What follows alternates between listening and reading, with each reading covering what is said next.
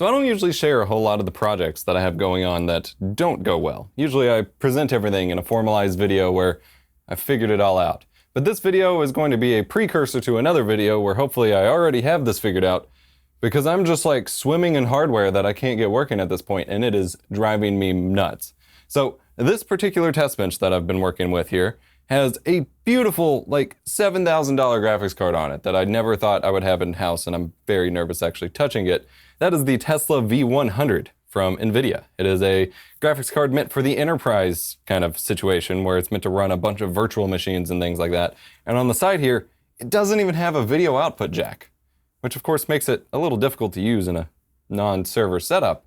But what it has is really ridiculous NVENC or video encoding capabilities, which I thought would be kind of useful to test for Plex, which is a recurring monthly sponsor on my channel. And if you're not sure what Plex is, it is a media streaming kind of media organization service where you can take all of your ripped movies and TV shows and things like that, organize them, stream them to other places, like your friends or family is apparently a thing a lot of people are doing now, your phone, your computer, things like that. I use it to watch movies on my TV, on my computer. I don't usually do a whole lot of phone viewing.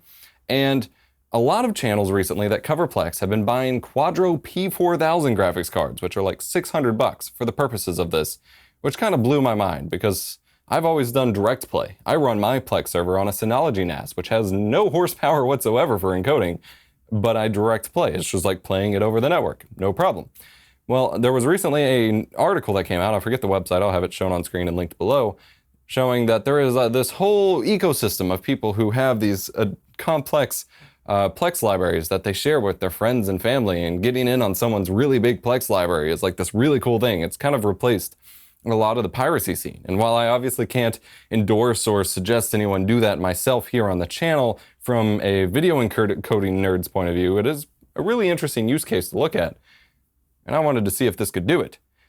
But holy hell, has it been difficult trying to get this to work. So for context, I have two different motherboards here that I've tried. I have the ASRock X570 Tai Chi motherboard, which came with my AMD press kit, and on it I have the AMD Ryzen 3200G, which is an APU, and that was set here to take advantage of its built-in video output capabilities. Since it is an APU, it has a built-in integrated graphics card, and that meant that I could just slap in the Tesla and ideally be fine. But for whatever reason, so this Tesla has 32 gigs of VRAM, which is a lot. And there's actually a special setting within motherboard BIOSes called above 4 gig or 4G video decoding that is required for these kinds of cards to work. And that seems to be broken in this motherboard. It wasn't working on the X470 version either. So then I switched over to an X570 board I was borrowing from him, which is the MSI Meg Ace motherboard. The problem is it doesn't have any video out on it. So I have the 3600 in here, but then I need another graphics card to run alongside it. Currently I have in here the Quadro P400. I was also trying my little tiny baby GT1030 here because I don't even need any power from them. I just need them to provide me video outputs. The problem is the GeForce and the Quadro drivers are refusing to cooperate whatsoever with the Tesla drivers, which are their own driver stack. I'm either getting blue screens every time Windows starts up and then just nothing works, or literally I will have it show up in Task Manager for a second with both graphics cards, and before I know it, they're completely gone and the drivers have completely killed themselves, and the little warning for it is driver ended, not enough resources to perform the API function or something like that. And so I can't, for the life of me, I cannot get a driver combination of two different NVIDIA cards to work with the Tesla drivers. Now the next step originally was going to be to slot in, this is my 1080, which is barely functional at this point, but it is. As Wendell said, he had some good experiences getting the NVIDIA Studio drivers for GeForce cards to work with the Tesla. However, of course, both of the power supplies I had available for my test bench, I don't have enough actual PCI power to power two power-hungry graphics cards on. So then I was stuck. So we got some new hardware today, and we're going to be trying to fix this. On top of these boxes, I already went ahead and opened this because it got sent in this box with no other boxes, so thanks Amazon. I've got a new power supply in case I need to power both graphics cards at once, in case we get that desperate. This is a DisplayPort cable. That's probably a DisplayPort cable.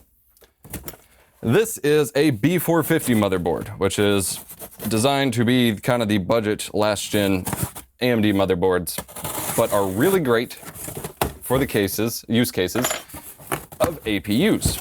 Because again, they're cheaper. The APUs are the cheaper of the processors, and they have video output. So this is the Gigabyte Aorus B450 Elite. Nothing super special or important. What? Camera person's laughing at me here. I'm laughing at the cat. Show her. What's she doing? I was showing her. Oh, okay. She's like, oh, there she goes. I'm sorry. There she goes. Stealing my boxes. You can do it. Okay, I'm sorry. I'll focus. So, nothing special about this motherboard. It was the only one I could find that was a cheap B450 with VRM cooling. It does have an integrated I/O shield. That was interesting. Full ATX side, not a mini one or whatever, but we do have full DVI and HDMI output, which means I can slap this 3200G in here, and my goal is that the driver for the APU is going to work fine and cooperate with this Tesla. But this was supposed to be last month's Plex video. It's taken a week of frustration trying to get a combination of hardware to work here. So hopefully from 5 different graphics cards and 3 different motherboards and like 6 different processors, we'll get something working.